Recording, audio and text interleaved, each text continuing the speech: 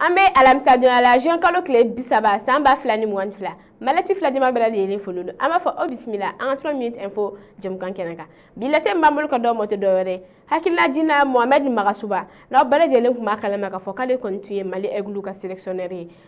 fɔɲɔgɔnkɔw nana kɛ kuma caman kɛra min y'a to a destituer ka b'o la maa wɛrɛ bilala nɔ la n'o ye Eric Chelle ye. O tɛmɛnen kɔ kibaruya minnu sera ma olu y'a jira k'a fɔ ko Mohamed Magasuba kɔni kɛra CAF kɔni commission technique membre dɔ ye barisa a jira k'a fɔ CAF n'o ye confédération africaine de football ye olu mɔgɔ kɔni y'a ta u ka commission technique kɔnɔ na o ye maa 14 kɔni ta Magasuba kɔni yera olu mɔgɔ kɔni cɛla ni commission technique kɔni mɔgɔ kɔni bɛna u ka conseil n'u ka expertise kɔni accordé